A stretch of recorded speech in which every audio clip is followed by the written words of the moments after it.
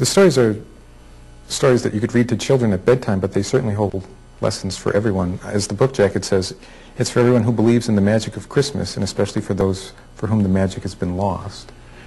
Is that a target audience for you, that both children and adults? I think anyone would like them, and I'm always heartened to learn when people say that their children have started reading the stories. I've had people tell me, their son or their daughter, who's age 8 or 10, has just really likes and is captivated by the story, because I think that helps develop certainly a love of reading for them, but it also tells me that the stories operate on a whole variety of levels. Some of the different stories strike different people in different ways. I have a story in the new book called Sister Christmas, which probably had the best response that I've ever gotten, and what it was it talks about a nun who is a school teacher, and on the last day of class before Christmas holidays realizes one of the students is missing, and the tradition at this school, which this is that true life moment that'll prompt the story, is I heard at a reunion from Mesmer High School where I attended that the nuns were talking about they used to have a blessing that at the end of the day they would bless the students so that they would come safely back to school the next day. So I thought, well, what would happen if you're dealing with an elementary school child and you're trying to offer that blessing, but they're not there, and that would consume the person to be worried about it. So this nun sets out to find the child and see what happened to her, and in doing so, she finds this interesting connection to her own past as she moves forward. And I think that for folks resonated in a different way, just because a lot of people have had nuns growing up as teachers or inspirational figures, so that really hit home. So it really operated for the adults, but it also had the kids' level of a child who's trying to care for her younger brother and has all these issues in her personal life, that this really kind of operated on both levels. At the end of the book, in your acknowledgments, you write, "The stories are fictional, but in the way that fiction feels like truth." Is that a goal you're striving for as a writer, to get that resonance, that connection, something that rings true? Yeah, it's a challenge, and for me as a newspaper reporter, my day-to-day life is to write nonfiction.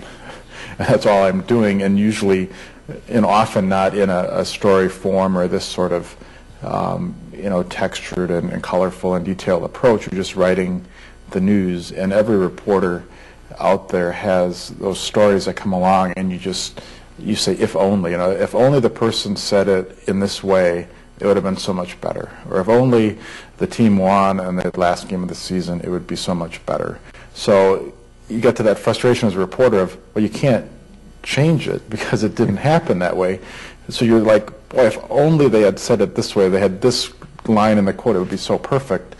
And when you're writing fiction, of course, you can do all that. You can make anybody say anything and do anything.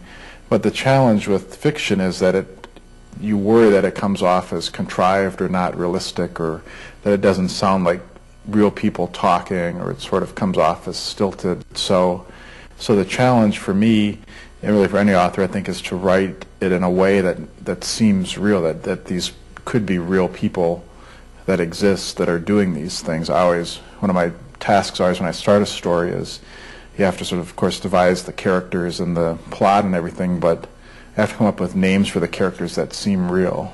It's sort of like there's anybody out there in the world with probably any name you can think of, so there are real people, but for some reason some names sound more real than others in the stories that you write, and some just sound like, well, that's a made-up name versus that's a real name. And I don't know what one is to the other, but what makes one more real sounding and one fake sounding, but you have to sort of wrestle with that to make it seem like a real person in your story.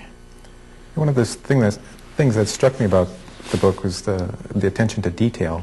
Did you spend a lot of time crafting all the different details? Yeah, I take a considerable amount of time when you're writing, and my first draft is always sort of the sketch out the story.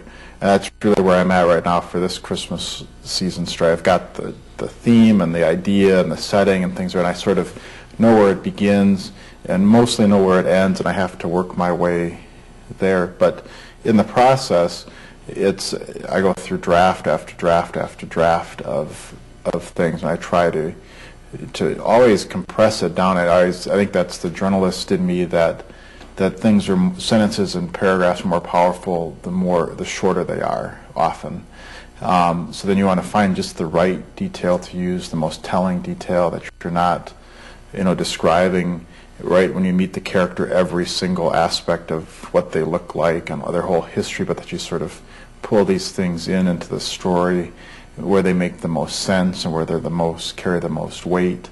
I try to usually sit down and sketch out the character a little bit, imagine what their backstory is, what got them to where they are, so it's not just a checklist of, divorced, hasn't seen their son, tall, lost their job or whatever, but that there's some deeper, history to it.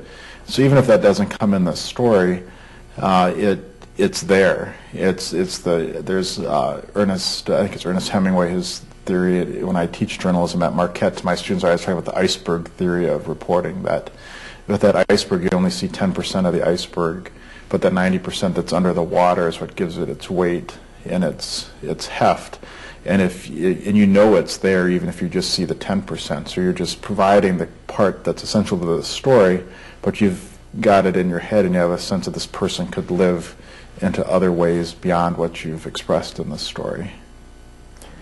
Have you ever found yourself at Christmas time thinking, well, I've got nothing to write about? You have Christmas writer's block? No, no, and actually with a newborn in the house, everyone says to me now, I have no shortage of stories probably for many, many years. My challenge is that I have almost too many ideas kicking around, that I keep a list on my computer of ideas, things that come to mind that could become a story in the future. Some image that I saw, a name that I saw that sounds like a real person, a good character, a character trait, and then usually around this time of year, or usually early in October, I'll sit down and try to decide which one to write this year, and then really begin to wrestle through it as a story. So I don't have the writer's block. Sometimes comes when I think every writer experiences this at some point. It's getting those first words on the page. And I always say there's no such thing as good writing, there's only good rewriting. So the challenge for me is always to sit down to start the story, to sort of plow through it, realize that as I'm writing it, there's stuff that doesn't make sense. There's quotes that sound real stilted and need to be freshened up and made more real. There's details that aren't there. But until you write it through as a story, you don't realize the holes that are there. And sometimes you get to the end of the story and you go, oh, well, if this happened here, something else had to have happened earlier. Then you have to go back and work it in and sort of massage that story a bit to have it make a lot more sense.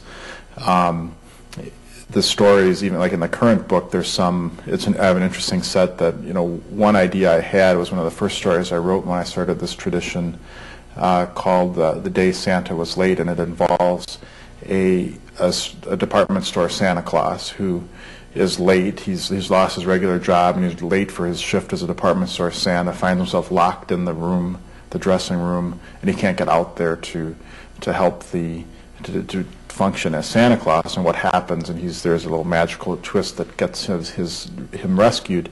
But as part of that story, for years I knew there was another half to it, and I just this last Christmas wrote the other half. So there's a second half to that story, and they bookend the book where you see it from sort of the yin and the yang almost. Here's the one side and here's the other side, and when you read them together you realize how it fits together. So I never have a shortage of ideas. I have a shortage of Christmases, if anything, that if there were 2 or 3 a year I could probably fill them.